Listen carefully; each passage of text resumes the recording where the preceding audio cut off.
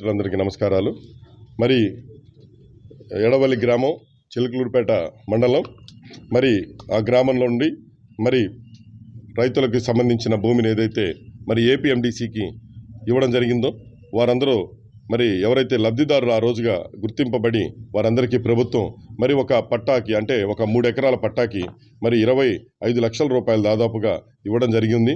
ఈ జరిగిన ఈ యొక్క క్రమంలో మాకు మరి ఏం జరిగిందని మరి వీరందరూ మరి ఈ రోజు నన్ను అడగగా మరి అడిగిన తర్వాత మరి అలాగే ఈ ఇష్యూ మీద పార్టీలో మేమందరం చర్చించుకొని మరి ఈ రోజున మేము రేపు మరి జరగబోయేది 27వ తారీఖున మాకు ముఖ్యమంత్రి గారితో ఉన్న ఒక చిన్న పార్టీ మీటింగ్ ఏదైతే ఉందో ముఖ్యమంత్రి గారు మరి నాయకుల్ని కొంతమందిని నియోజకవర్గ స్థాయిలో పిలిచి మాట్లాడబోతా ఉన్నారు.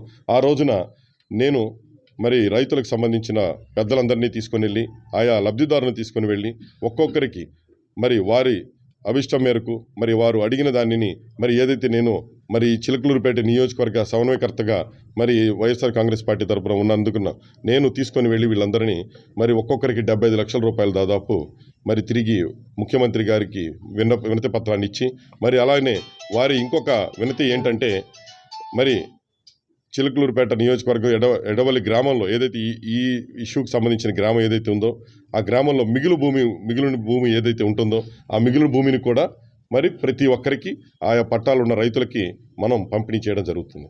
ఇది మరి ఎవరు ఎటువంటి మరి మిమ్మల్ని తప్పుడుదారి పట్టించినా ఎవరు ఎటువంటి ఏది చెప్పినా ఎవరు నమ్మొద్దని న్యాయం చేసే ప్రభుత్వం అడిగిన కోరికల్ని మరి రైతాంగానికి న్యాయంగా నిలబడి నేనున్నాను అంటూ చేసే మన గౌరవనీయ ముఖ్యమంత్రి వర్యులు మనకున్నారు. మనం చేసుకుంటాం, మేమే చేస్తాం, మేమే తిరిగి ప్రతి ఒక్క రైతుకి న్యాయం చేస్తాం.